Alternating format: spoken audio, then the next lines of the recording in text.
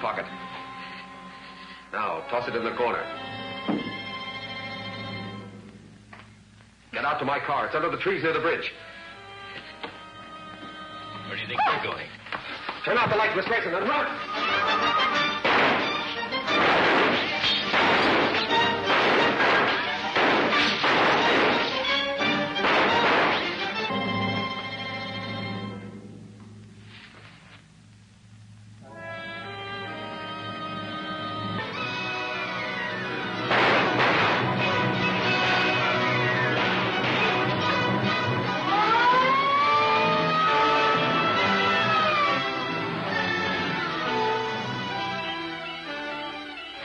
In shadows, priest. Smash through that back gate.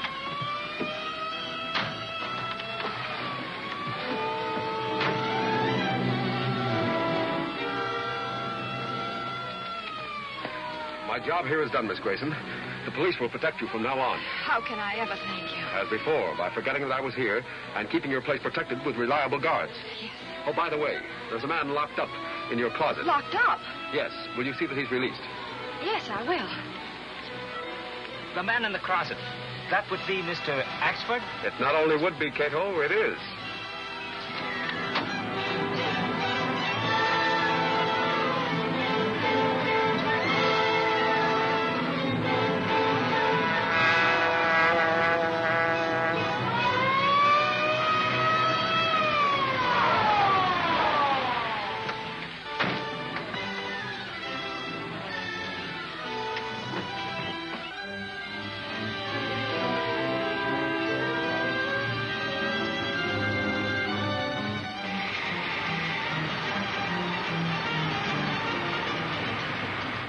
I know the Hornet was there. Face to face we were.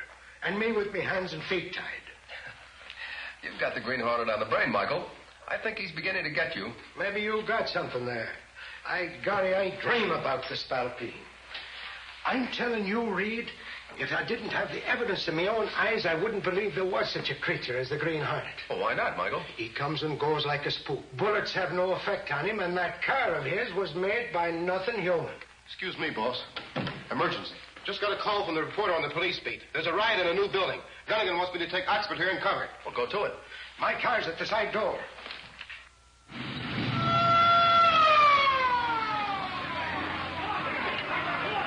Take it easy, Oxford. I don't want to get smashed up. Sure, I used to drive a patrol wagon. Yeah, you keep driving like this, and they'll be hauling you off in one of them.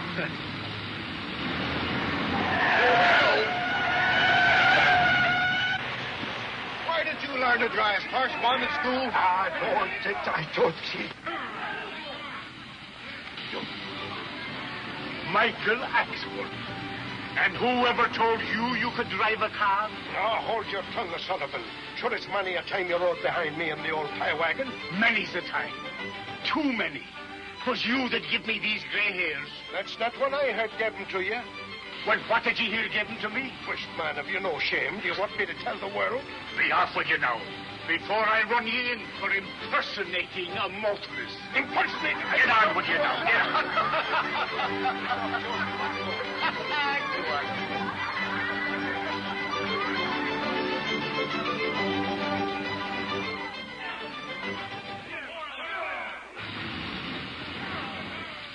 The building that was attacked today is not the only one that I've had trouble on. Well, Mr. Evans, do you know of any reason why your building should have been singled out? Yes, I do. What is it? I'm not a member of the International Builders Syndicate. What does that have to do with it? The syndicate gets most of its contracts by low bids, but it makes big profits by using inferior materials. Many of their buildings are a public menace. They've had several serious accidents. Well, there have been accidents in your buildings, too, haven't there? Yes, but they were caused deliberately by the crooks, so that it wouldn't appear that the syndicate's buildings are the only ones poorly constructed. Yes? Axford and Lowry are back from that assignment. Axford says it's important that he see you. Send him in. All right. On your way, man of action. Why don't you take all day? Where's Lowry? He's given the dope to the rewrite man. He'll be here in a minute. I wanted to... Do you know Mr. Evans, the builder?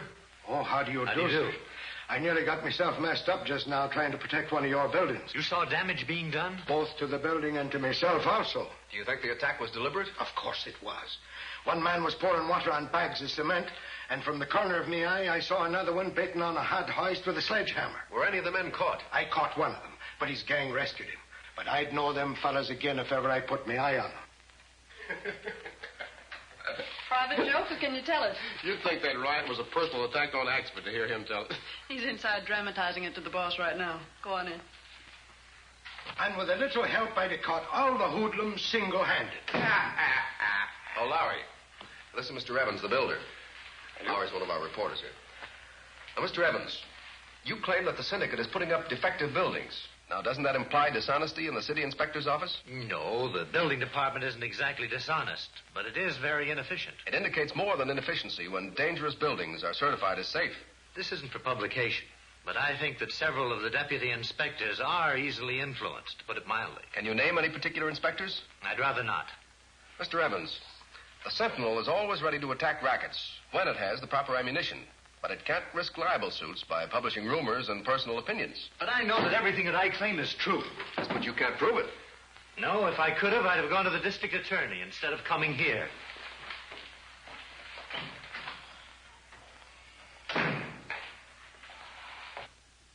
Them thugs were out to wreck his building, all right. Granted, Michael, but give me facts, not rumors. Well, didn't I see a man pouring water on cement and another with a sledge? We'll print that and anything else you dig up that you can verify. I'll send Miss Case in on your way out. That sounds like our execute. Come on, Mike.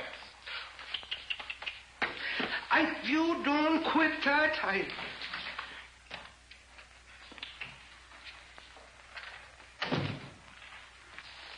Yes, Mr. Reed? Case, I want you to get the name or names of all the city inspectors on those new buildings where the accidents have occurred recently. And concentrate on all those erected by the International Builders Syndicate. Yes, sir. It was a mistake to pull that raid in the daytime. I knew it was risky, but I was sure it'd make Evans fall into line and join our International Builders Syndicate. The raid was broken up too quickly. Hit it, Evans, again, but next time at night, as I advised you before. Okay, Chief. But I'm betting our next raid on Evans will compel him to join our syndicate. Oh, the International is a good graft. It may prove to be the richest of our many angles. Oh, there were a couple of Sentinel reporters at the rumpus this morning. They almost caught one of our men. We've got to stop this interference from the Sentinel. Tell the boys to turn the heat on that bunch again. Here's the name of the city inspector you wanted. Teddy, eh? I know the name. I think I know the man. Is Axford ready yet? He'll be right up. Goodbye, Case. Goodbye. Come on, Michael.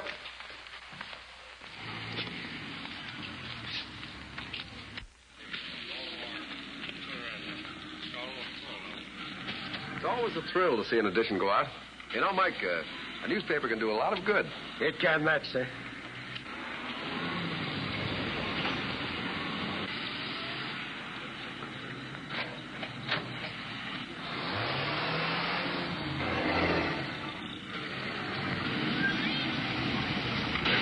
Truck now. Get after it. I'll stay here and wait for the other car.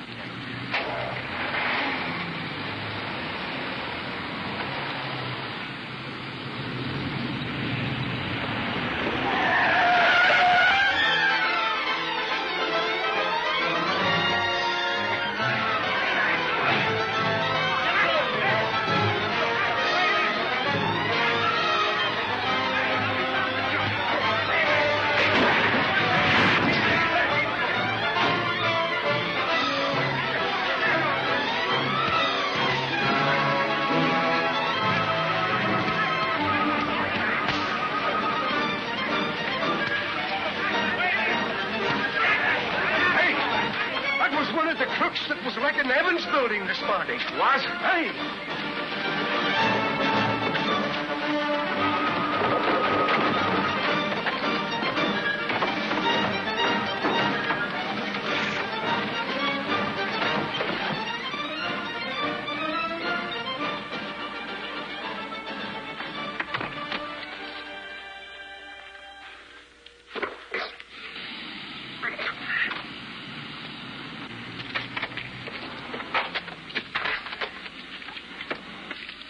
get away? Yes, unfortunately. Why do you suppose them roughnecks mobbed that truck? Well, that's easy, because the Sentinel's been attacking the rackets. Oh, yes. Come on, let's go back and see what's happening. Oh, boy, am I going to be stiff by the time I get home. Everything under control? Yes, thanks to your help, Mr. Reed. Well, I was here, too, you know. Until I took a Brody over that barrel. Thanks for your help, officer. Too bad they all got away. They were sure a bunch of slippery devils. Say word's that. Come on, Michael. Yes.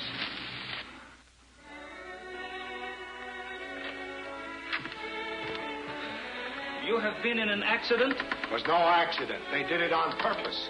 It's nothing serious, Cato. Come on, help me get cleaned up.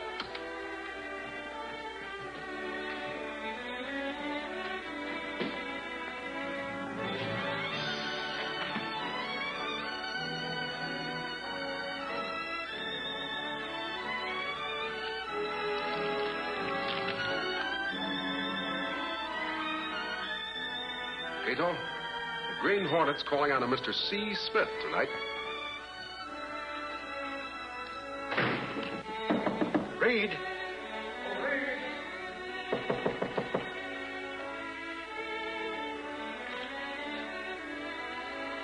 I couldn't find any record in my book of that crook we lost today, so I'm going down to headquarters to look over there Rogues Gallery. You better have dinner first. Ah, sure, I'll neither eat nor sleep till I lay my hands on that spalpeen. That's the spirit that makes ace reporters. Yes. Well, we messed up some Sentinel delivery trucks today. We'll not only smash his trucks, but his buildings, too, if Reed doesn't mind his own business. Reed and his bodyguard tried to get Smith. It's fortunate for us he didn't. Smith's a good worker, but he might break under pressure. What about the Evans angle? We've got to keep right after him. We're paying another of his jobs a visit tonight. The new commercial building on Market Street. Your gas gun, sir. Tonight, Cato, the Green Hornet calls on Mr. Smith.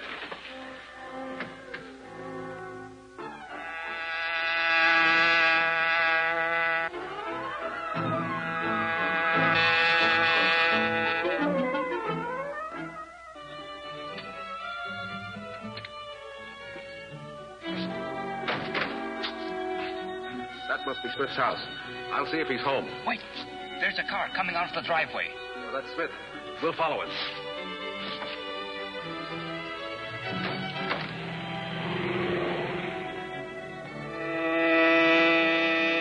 This is a good place. Close in on him.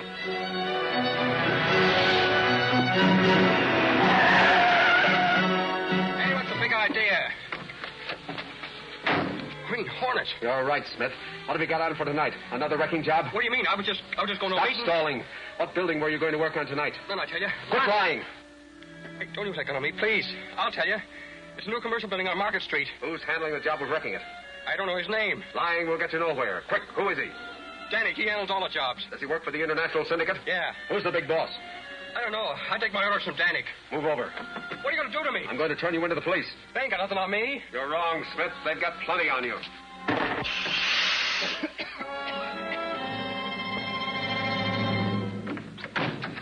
Find a telephone that I can use safely. We'll tell Oxford where to find Smith.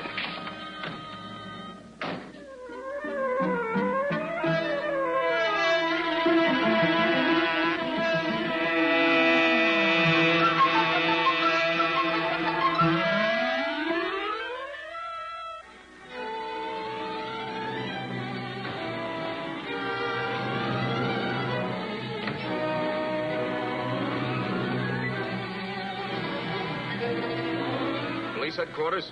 Is Mike Oxford there? No, I don't want to speak to him. Just tell him there's a man he wants to meet in a parked car in the 200 block on Pine Street.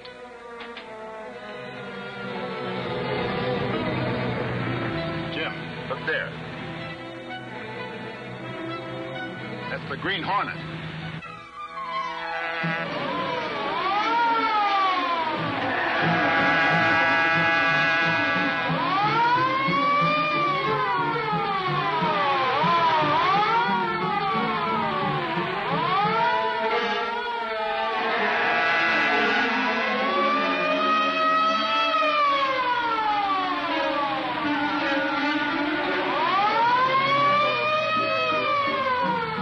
How do they expect us to catch a thing like that? Good work. We've lost him. Where to now, sir? The new commercial building to smash the building racket.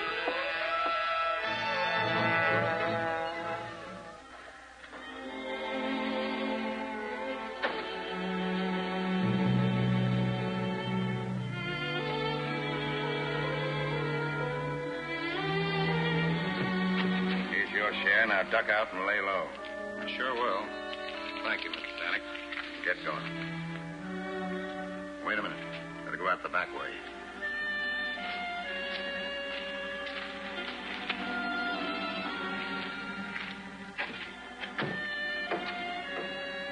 Who then? The Green Hornet. Right, Danik. How do you know me? That doesn't matter. The fact remains that I do, and I know what you're up to. What do you want? I want you to go through this building with me. What for? Never mind what for. Get moving. Leave that lantern there.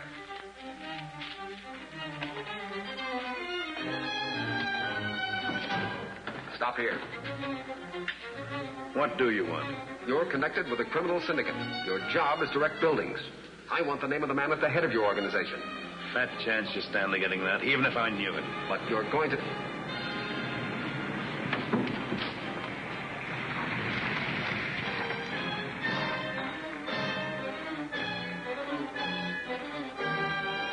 are those men?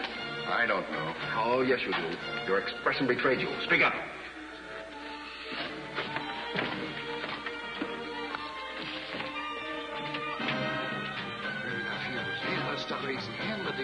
We've got to get out of here. Why? Those men are going to blow up this building. I thought you said you didn't know them. They work for me. We've got to get out of here. This ought to bring Evans into the syndicate. Yeah, he ought to be brought to his senses now. We're not leaving this place until you tell me what I want to know. I can't do that. You've got to. Come on out. Get to the car. Don't call those men. I tell you, we'll be killed if we don't get out of here. Are you going to talk? I don't know who the chief is. Don't lie to me. I'm not. You've got to believe me.